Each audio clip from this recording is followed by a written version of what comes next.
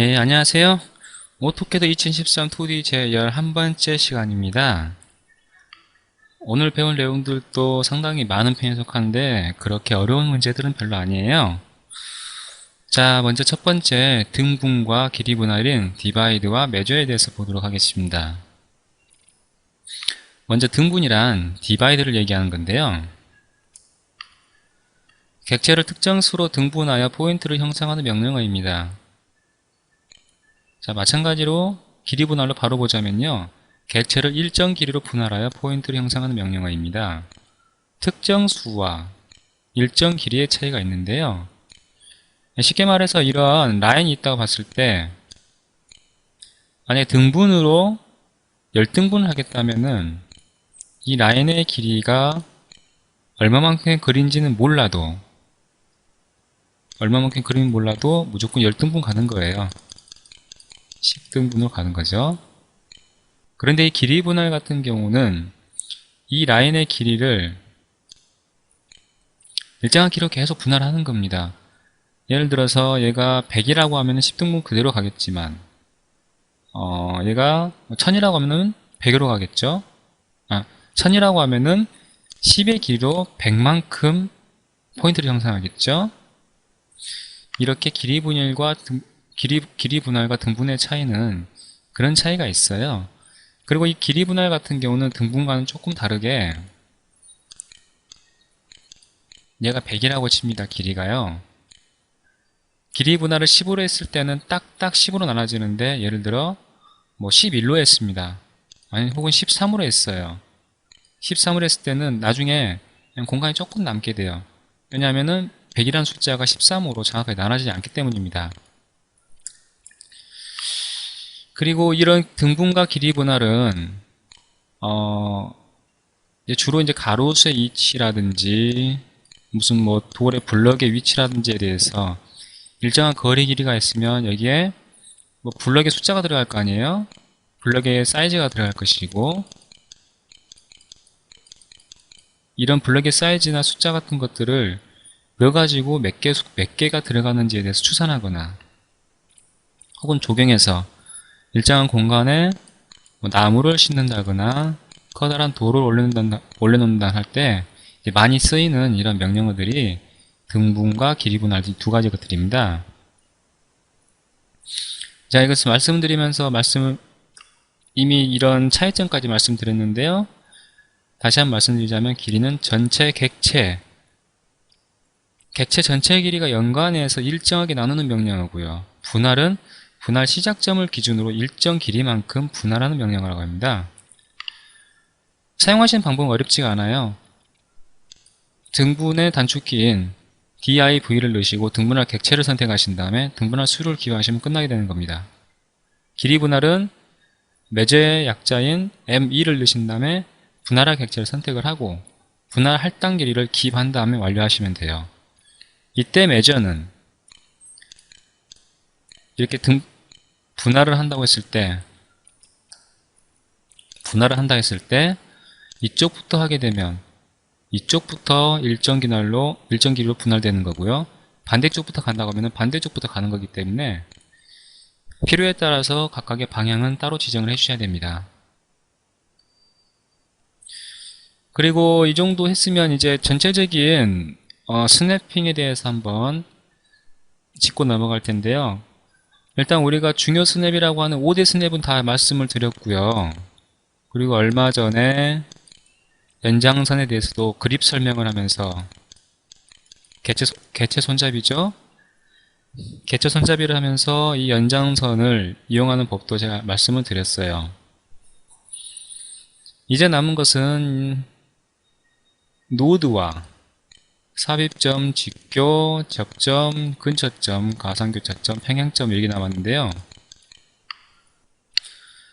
먼저 제가 이전에 포인트라는 것을 한번 설명을 드렸잖아요. PEO 단축키 점을 형성하는 명령어에서 점을 형성하면 일반적으로 스냅이 잡히지가 않아요. 그런데 이 노드를 키시게 되면 포인트 형성 지점에 스냅이 형성되는 겁니다. 자, 이렇게 할 수가 있고요. 그리고 얘 같은 경우는 이제 아까 말씀드렸다시피 매저하고 디바이드를 같이 쓰면서 이 노드 부위에다가 뭔가 객체를 형성할 때 이제 많이 쓴다는 거죠. 근데 뭐 주요 스냅은 아닙니다. 필요할 때마다 체크해 쓰시면 돼요. 모양은 이렇게 나오고요. 객체 스냅 삽입점, 인석션이라고 하는데요. 인석션에서는 글자나 블럭, 속성 등의 시작점에 스냅핑을 활성화시킵니다. 즉 뭔가 글씨를 막 썼어요. 글씨를 막 썼는데 시작점이 보통 이쪽이거든요. 얘를 보통 스냅 잡기 힘듭니다. 그럴 때 얘를 키게 되면 이쪽 스냅을 잡고 여기서 뭐 라인을 뺀다든지 뭐 주석을 다시 건다든지 할 수가 있어요.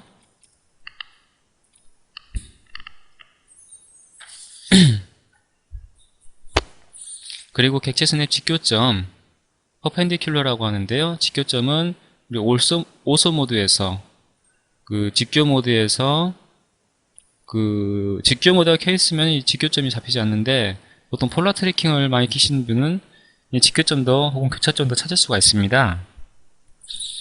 하나 이런 사선이 있을 때요. 이 사선에다가 수치를 기입을 한다고 봤을 때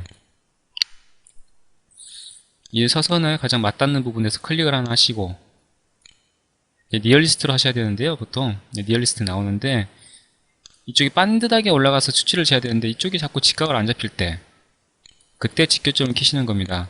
그러면은 직교점을 바로 찾을 수가 있어요. 모양은 이런 식으로 나옵니다. 직각 모양으로 나와요. 많이 쓰이는 건 아니기 때문에 Shift 우클릭으로 해서 필요에 따라서 활성화 시키시면 되고요. 내가 찾고자 하는 객체와 직각을 이루는 곳을 찾고자 할 때 사용하시면 됩니다. 객체 스냅 근처점이라 하면 니얼리스트라고 하는데요. 이 니얼리스트를 켜놓게 되면 아주 강력한 스냅이기 때문에 미드 포인트와 엔드 포인트를 제외하고는 거의 모든 걸 잡아버려요. 그래서 평소에는 꺼놓으시다가 이쪽에 꼭 이 근처 어디선가에 이 선 근처 어디선가에서 스냅을 꼭 잡고 싶어요. 그럴 때 Shift 우클릭 하거나 아니면은 Shift 우클릭을 해서 니얼리스트를 선택하셔가지고 잡게 되면 여기 잡히게 되는 거죠. 그래서 여기서 이제 직교점을 다시 선택해가지고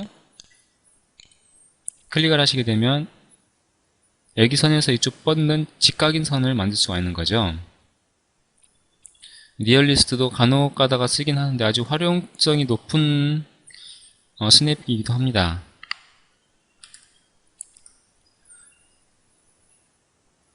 모양은 이렇게 생겼고요. 네, 가상교차점이라고 합니다. 본래는 서로 교차하지 않는 선들을 가상으로 교차하는 부위에 스냅핑을 가능하게 하는 건데요. 3D에서 가상교차점이 많이 생겨요. 가령 예를 들자면요. 이러한 육면체가 하나 있습니다. 육면체가 하나 있어요. 이게 이제 실점선으로 막 들어가겠죠.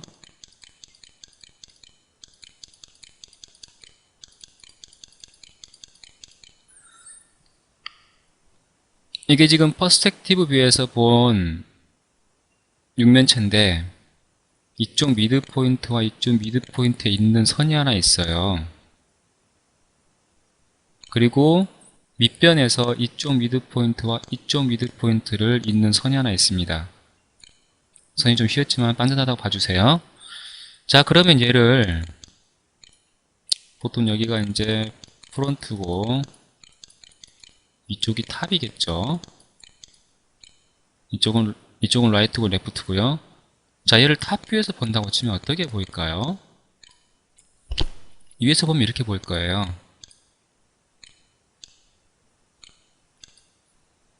당연히 이렇게 보이겠죠? 마치 교차하는 것처럼 보이는 거죠? 근데 실은 이게 교차하는 건 아니에요. 왜냐하면 공간이 Z축으로 이만큼 떨어져 있기 때문에요. 허나 얘를 키게 되면 Apparent Intersection을 키게 되면 잡습니다. 잡아버려요. 이게 필요할 경우에 사용하시는 거예요. 모양은 이렇게 생겼어요. 가상교차점 해가지고 이런 식으로 보였죠?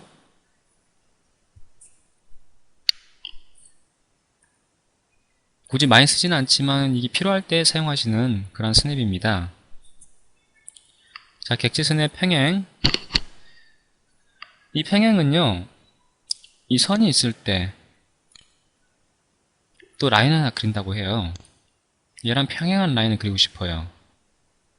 근데 이 길이만 알면 실은 뭐 옵셋을 많이 옵셋을 끝나는 거죠. 그렇기 때문에 많이 쓰지는 않지만 옵셋을 모른다고 했을 때 이쪽 평행한 선을 더 그리고 싶어요.